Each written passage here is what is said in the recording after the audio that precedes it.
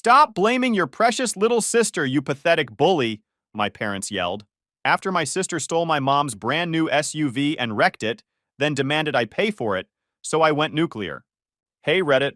So I woke up to missing keys and an empty driveway, because peace was never an option in this house. By noon, my family wanted me to commit a felony, so my sister could stay the favorite. I, 32 male, work auto claims. Mostly, I listen to people swear they barely tapped it while describing a car that looks like it fought a bear. 8 years of that teaches you one thing. I screenshot stuff when I can smell a story changing. That skill came in handy the morning I woke up and my car keys were gone. Saturday, October, Midwest suburb, the kind where everyone knows each other's business but pretends they don't. For the record, I wasn't living in my parents' basement.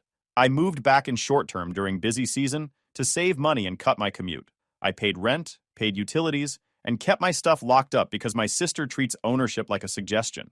I'd been looking forward to sleeping past 7 a.m. for the first time in 2 weeks because we just finished a nightmare month of back-to-back claims from a hailstorm that hit 3 counties. My eyes cracked open at 8:22 a.m. Hand reached for my dresser where I keep my keys, wallet, phone. Same spot every night. When something isn't where it should be, I notice immediately. Wallet, phone, no keys. I sat up. Checked again. Checked the floor. Checked my jacket from the night before. Nothing. My heart started doing that thing where it knows something's wrong before your brain catches up. Quick context, my car had been in the shop for a week with transmission issues, parts on back order. The only drivable vehicle at the house was Mom's brand new 2023 SUV, and I kept her spare key on my keyring because she kept misplacing hers. I walked to the window and looked at the driveway. Empty. Just oil stains where Mom's SUV should have been sitting. Here's some more background so the rest makes sense. Mom bought that SUV about a month earlier and asked me to park it in the driveway because her depth perception was garbage. I'd said sure. She'd handed me the spare key, told me I was the only one she trusted not to curb it or scrape it backing out. That SUV was her pride and joy. 35 grand. Silver paint, leather seats, all the safety features. That new car smell she'd threatened to disown anyone who ate inside it for ruining. She'd been making payments on it for 4 weeks. Still owed about $29,000 on the loan. She showed it off to everyone. The neighbors, her co-workers, random people at the grocery store who'd compliment the color. She'd spent 2 years saving for the down payment. I stood there in my boxers and a faded t-shirt from some 5K I ran 6 years ago, staring at that empty space, and my brain assembled the puzzle pieces before I even wanted it to. Kayla, my 28-year-old sister, still lived at home. Bounced between part-time jobs like it was an Olympic sport. Hostess at 3 different restaurants in the past year. Retail during the holidays. Dog walker for about 6 weeks until she got bored.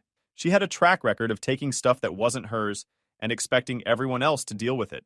Kayla had a history, not, oops, I borrowed your hoodie history. More like, took my laptop and returned it cracked, then cried until I got blamed for being mean, disappeared my headphones, and somehow they reappeared as lost, right after she needed money. And every time, my parents acted like the real crime was me noticing. But this was different. This wasn't headphones or $80. My phone buzzed. Number I half recognized. I opened the text and felt my stomach drop through the floor. It was a photo of Mom's SUV wrapped around a wooden fence post off some back road. Front end completely destroyed. Hood crumpled up like someone had stepped on an aluminum can. Airbags blown. Glass everywhere. The timestamp said 5:47 a.m. Nicole, one of Kayla's friends I'd met maybe twice, had sent the crash photo. She must have gotten my number from Kayla's phone. Then Bree started contradicting her in a separate thread. One said everyone walked away fine. The other said Kayla's wrist was messed up pretty bad. I screenshotted both conversations because they were already rewriting the night, and neither seemed to realize I could see both versions playing out in real time on my screen. Pieced together! They'd gone to some birthday party at a lake house about 2 hours away. Some guy named Tyler who threw these big blowouts every year. Kayla had been up all night partying and insisted she was fine to drive everyone home at dawn instead of sleeping it off. Fell asleep at the wheel, drifted off the road, plowed through that fence into a drainage ditch. 8 years in claims taught me that the first version of the story is never the last. So I screenshotted everything. Not because I wanted drama, but because I wanted truth that couldn't be edited. Because I knew exactly what was about to happen. And I wanted to be ready for the show. Mom came downstairs around 9 a.m. I heard her shuffling around in the kitchen, making coffee, humming some song from the radio. Dad was already out back doing something with the lawnmower. Normal Saturday morning in our suburban nightmare. I walked into the kitchen, told her a car was gone. My keys were missing, and Kayla took one of the vehicles. She blinked at me. Your car? The car, I repeated. Someone needs to check the driveway. She didn't move, just sighed like I'd told her the milk was expired. Okay, so Kayla borrowed your car. She probably had somewhere to be. Why are you making this into a thing? I showed her the photos on my phone. She grabbed it from my hands, stared at the wreckage. Her hand came up to cover her mouth. A car wrapped around a fence post in a ditch somewhere. She squinted at the screen. What happened? Barely a whisper. I explained. Told her Kayla grabbed my whole keyring off my dresser while I was asleep around 11 p.m. the night before. Took whatever car was in the driveway. 2 hours to some party at a lake, crashed it coming back because she was exhausted from partying all night. And now the car was totaled. Dad came in through the back door, saw the scene, asked what was going on. Mom handed him the phone.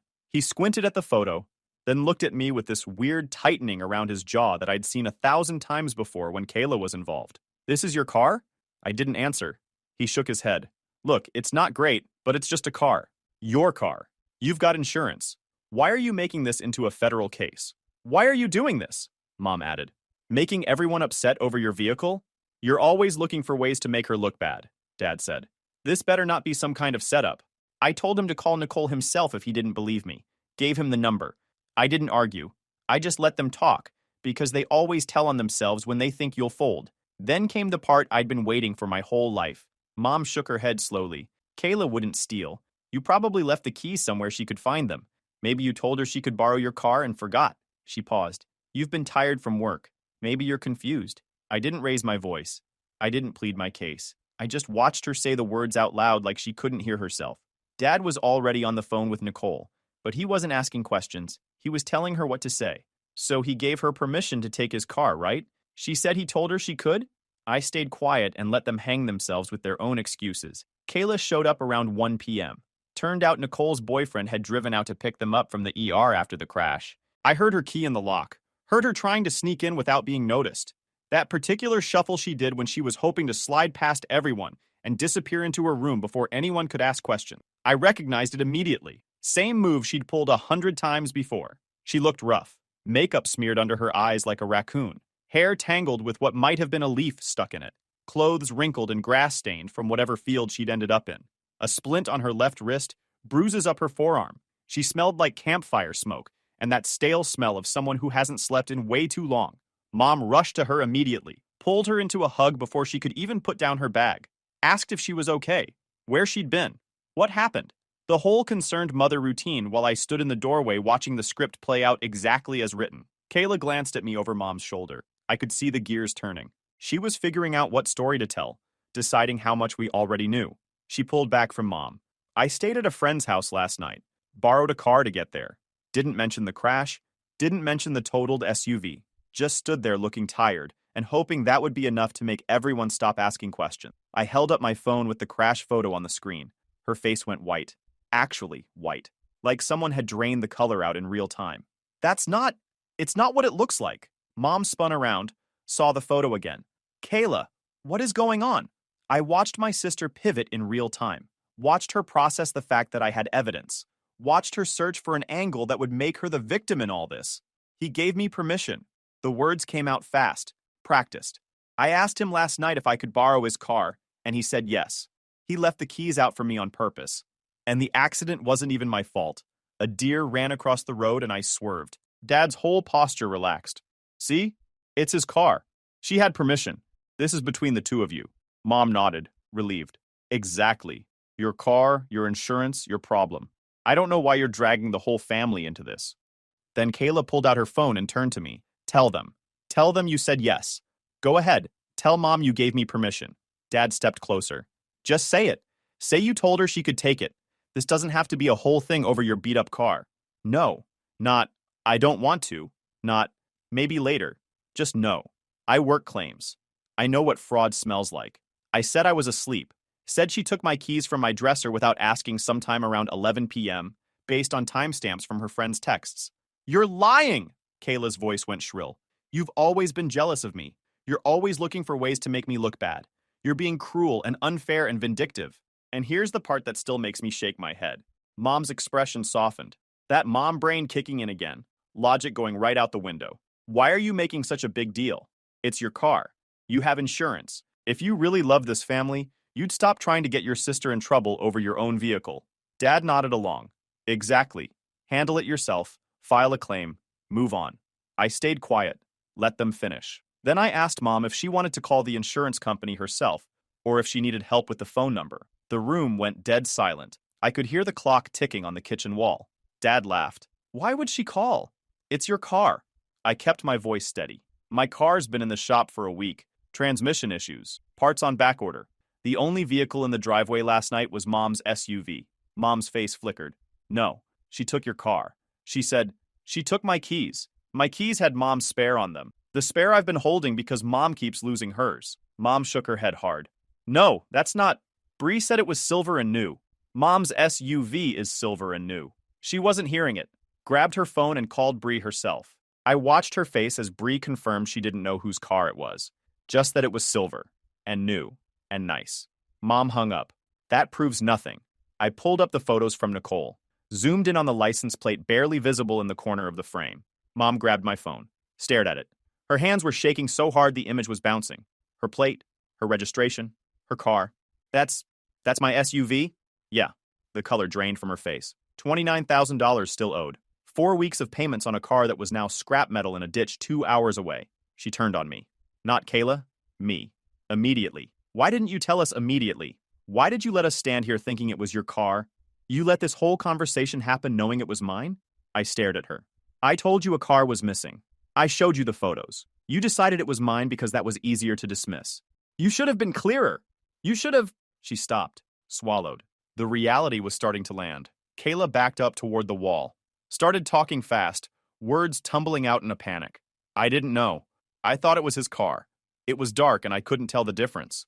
The keys were right there and I just assumed. Mom finally turned to look at her.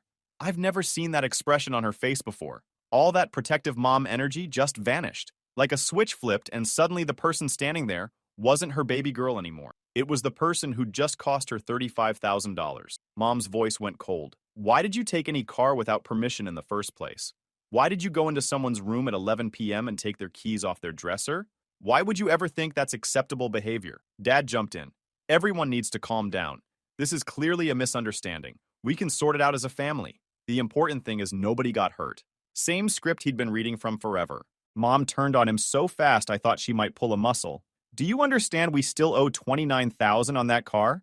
Do you understand insurance might not cover anything because she's not on our policy? Do you understand your precious daughter just destroyed months of savings in one night of partying? Dad went quiet. That was new. Usually he doubled down. Kayla kept apologizing. Said she was sorry. Over and over. I'm sorry. I didn't mean for this to happen. I'm so sorry. Like a broken record that thought repetition would make everything go away. I went upstairs, locked my door, started transferring all the screenshots to a USB drive.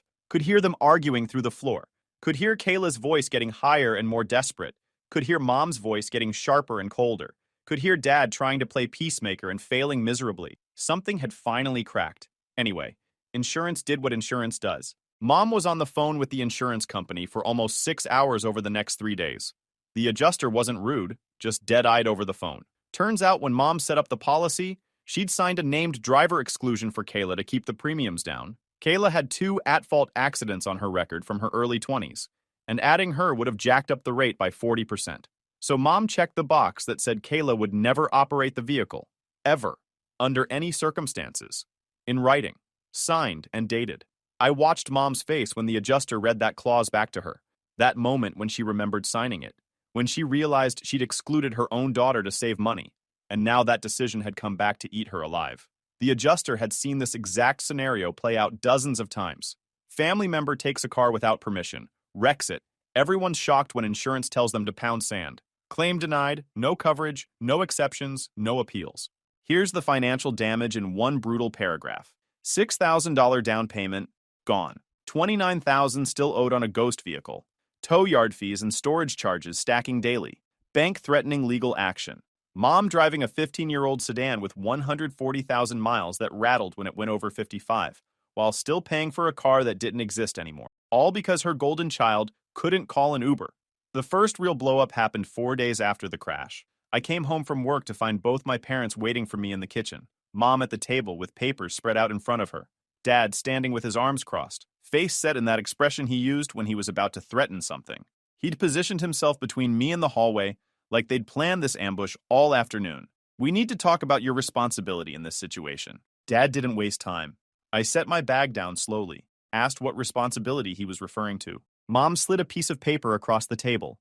It was a breakdown of the costs, the remaining loan balance, the tow fees, the storage charges, the down payment, everything itemized in her neat handwriting with a total circled at the bottom. Your keys, she said. Your responsibility. If you'd kept them secured, none of this would have happened. Kayla wouldn't have been able to take the car in the first place. I stared at her. Asked if she was serious. Dad stepped closer. You left those keys where anyone could find them. You were careless. And now your mother is facing financial ruin because of your negligence. I told them my keys were on my dresser, in my room, at 11 p.m. while I was sleeping.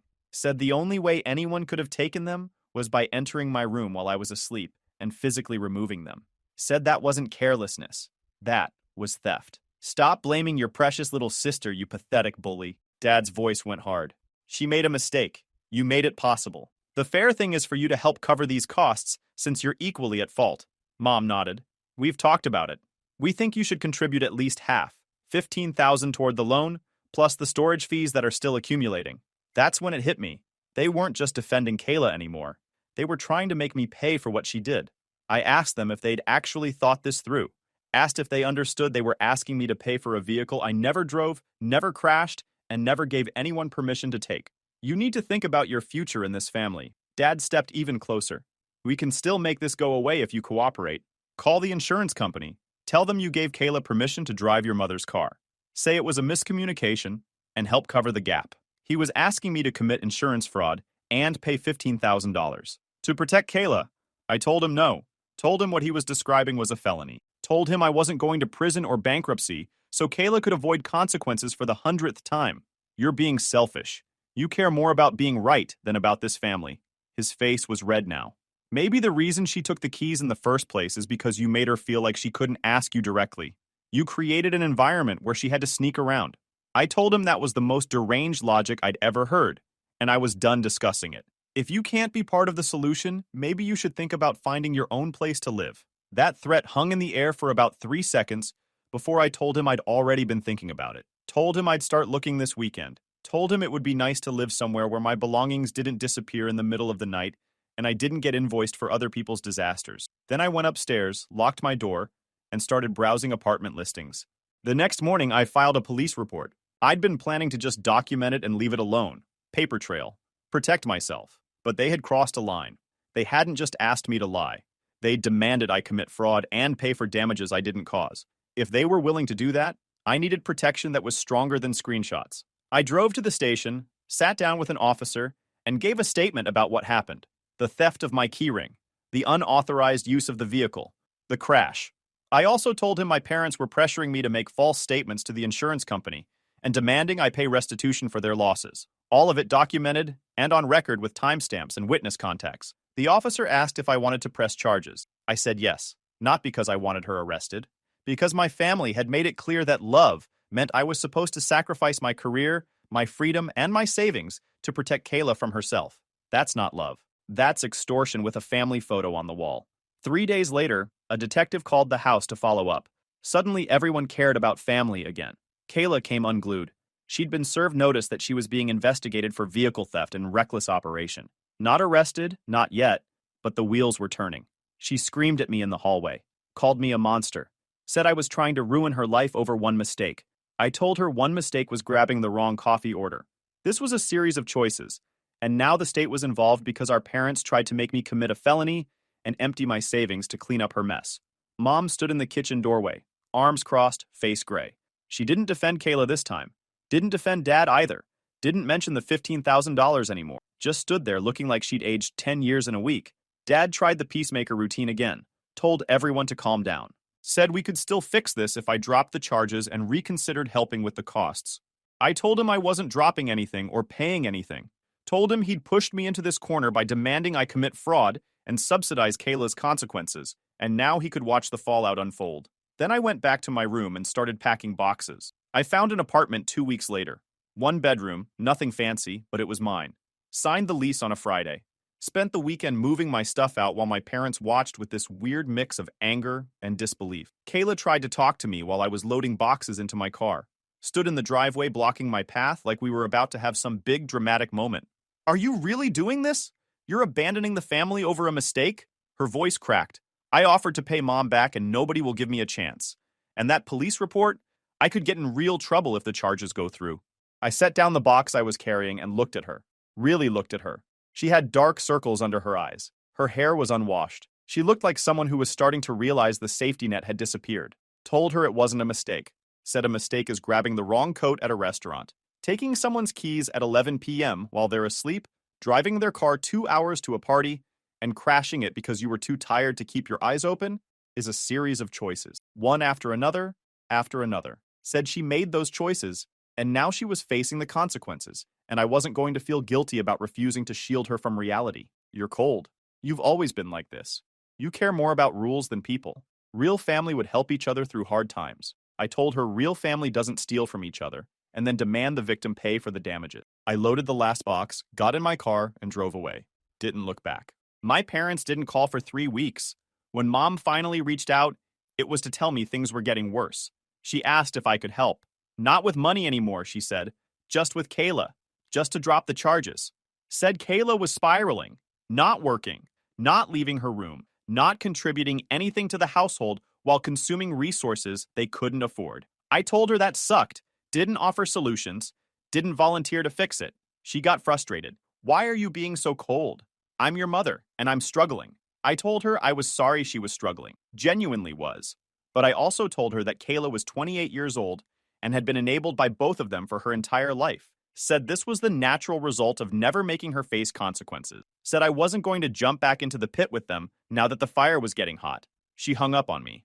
2 weeks later, I got a text from Nicole, same friend who'd sent me the crash photos. She wanted to give me a heads up that Kayla had been telling everyone a different version of events, saying I'd given her permission to take the car, saying I filed charges out of spite because she accidentally damaged my vehicle, saying the family turned against her because I manipulated them. She was making herself the victim. I thanked Nicole for letting me know. Then I did something petty but satisfying. I screenshotted her original messages to me from the night of the crash. The ones where she'd laid out exactly what happened. The party, the driving while exhausted, the crash, all of it with timestamps. She was building a narrative where she was innocent and I was the villain. She was recruiting flying monkeys, and I don't negotiate with propaganda. I dropped those receipts in a private family group chat with the extended relatives who'd been hearing Kayla's version. No commentary, no accusations, just the receipts. My phone exploded. Texts from aunts and uncles asking what was going on. From cousins who'd been told I was a monster. From my grandmother who said she'd always suspected Kayla was trouble, but everyone kept telling her she was imagining things. My parents were furious. Dad called me screaming about airing dirty laundry. Mom sent a long text about how I'd humiliated Kayla and damaged her reputation with the family. I didn't respond to any of it. 2 days later, Mom gave Kayla 30 days to move out. Then came the exile. Kayla bounced from friend to friend like a pinball with a credit problem. Nicole lasted 3 weeks before catching her trying to use her credit card online. Another friend gave her 5 days. An ex-boyfriend took her back for about a week before realizing nothing had changed. Extended family had heard the real story by then. Nobody wanted to be the next person whose stuff disappeared or whose trust got violated. The criminal case moved slowly. Kayla ended up with a plea deal, diversion program, mandatory classes, restitution payments to mom, community service hours that she complained about constantly. No jail time, but a record that would follow her if she stepped out of line again. She had check-ins with a probation officer, actual accountability for the first time in her life. She called me once during this period, late at night, voice raw from crying, the real kind this time, not the performance. She asked why I was doing this to her, asked what she had to do to make things right, said she was running out of options and places to stay, said she was scared. I told her I wasn't doing anything to her, said I was just not doing anything for her, said there was a difference, said she'd spent her whole life expecting other people to absorb the cost of her choices, and now she was learning what happened when that stopped. She said that was cruel. I told her maybe it was, told her I wasn't a saint. But I also told her I'd spent years watching her take things and break things and lose things while everyone made excuses. Said I'd watched her face 0 consequences for behavior that would have destroyed anyone else's life. Said maybe having to figure things out on her own for once wasn't cruelty. Maybe it was the first honest thing anyone had done for her. She hung up. After a few weeks of couch surfing and mandatory classes, Kayla got a job, part-time at some retail store doing inventory. She found a room to rent in a house with 3 other people. Not glamorous. Shared bathroom. Tiny closet. But it was something she was paying for herself. My parents reached out around Christmas, asked if I'd come to dinner, said they wanted to try to repair things, said the family should be together for the holidays. I told them I'd think about it. I did think about it, for about 10 seconds. Then I texted back and said no. Said I wasn't interested in pretending everything was fine while nothing had actually changed. Said, until they acknowledged what happened and stopped treating me like the problem, I didn't see the point in fake family harmony. Dad called me ungrateful. Mom cried. Same script, same cast, different price tag. I spent Christmas with friends instead. Drank hot chocolate. Watched bad movies. Didn't think about my family once. Fast forward 11 months. Almost a full year since the crash. I was settled into my apartment. My car had been fixed months ago and was running fine. Work was good. I'd gotten a promotion to senior claims specialist, bump in pay, more responsibility. Life was better than it had been when I lived under my parents' roof, constantly waiting for the next crisis Kayla would create. The legal stuff finally wrapped up around that time. Kayla's case had gone through the system. Diversion program completed, restitution payments ongoing, community service hours logged. She'd avoided jail, but just barely. The record would follow her for years. But that wasn't the interesting part. Dad got dragged into it. Turns out when you pressure someone into committing insurance fraud, and that someone reports it to the police, things get complicated. The detective handling Kayla's case had taken notes during our conversations. Detailed notes. About who said what, who pressured whom, who demanded false statements be made to an insurance company. Dad got called in for questioning. Twice. I wasn't there for the interviews, but I heard about them through the family grapevine. Apparently, he showed up the first time thinking he could charm his way out of it. Deflection and excuses. Same playbook he'd used his whole life. Didn't work so well when there was a paper trail and recorded statements from his own son. The second interview, he brought a lawyer. That's when reality started landing. He wasn't charged with anything in the end. Not enough evidence to prosecute, the DA decided. But the investigation stayed on file. His name was in the system now. And word got around. Small towns talk. Midwest suburbs talk even more. Someone at the police station knew someone who knew someone from Dad's office. Within weeks, half his workplace had heard some version of Dave tried to make his son commit insurance fraud to cover for his daughter. Not exactly the reputation he'd spent 30 years building. His boss called him in for a conversation about professional conduct. HR opened a file. Nothing actionable, but the kind of thing that follows you around when promotion season comes. The kind of thing people remember when they're deciding who to trust with client accounts and company resources. Dad's response? Blamed me. Obviously. He called me once, about 2 months after the investigation closed. Voice tight with that particular combination of rage and self-pity I'd grown up hearing whenever something went wrong in his life. You've ruined my reputation, my career, my marriage. Are you happy now? I told him I didn't ruin anything. Said he made choices and those choices had consequences. Said I just declined to participate in covering them up. You're not my son anymore. Told him that was fine by me. Hung up. Blocked his number. Mom filed for divorce 3 weeks later. The investigation had been the final straw. Not because Dad tried to pressure me into fraud, but because she'd found out he'd been secretly sending Kayla money the entire time. Hundreds of dollars a month, wired to accounts Mom didn't know existed. While she was struggling to make payments on a car that was scrap metal in a junkyard, Dad was funding Kayla's lifestyle behind her back. She found the bank statements doing taxes, months of transfers, lies stacked on top of lies. The divorce finalized 6 months after that. Mom got the house. Dad got a studio apartment across town and whatever was left of his professional reputation. Last I heard, he'd transferred to a different branch in a different city, starting over at 57 because he couldn't let his golden child face a single consequence without trying to rig the game. The financial damage never fully healed. Mom's still paying off that loan for the SUV Kayla totaled. Will be for another 3 years at least. She drives the same rattling sedan she bought after the crash. Hasn't spoken to Kayla since kicking her out. Hasn't spoken to Dad since the papers were signed. As for Kayla, last I heard through cousins, she's working retail somewhere, renting a room with strangers, still paying restitution every month. Whether she's actually changed or just learned to be more careful about who she steals from, couldn't tell you. Don't really care to find out either. Not my circus anymore. I spent last Christmas with friends, good people, the kind who don't take your stuff while you're sleeping or expect you to commit felonies on their behalf. We ordered pizza, watched bad movies, played cards until 2 a.m. I didn't think about my family once. My apartment is quiet. My keys stay on my dresser every night. Nobody touches them. Funny how simple life gets when you stop living with people who treat your belongings like communal property and your boundaries like suggestions. That empty driveway almost 2 years ago felt like the worst morning of my life. Turns out it was the morning I finally stopped being the family cleanup crew. They made the mess. They're still cleaning it up. I'm just over here living my life. Guys, we are so close to hit 100,000 subscribers on this channel. If you are not subscribed to the channel, please consider subscribing. It really helps hit that 100,000 mark. Thanks for making this dream come true.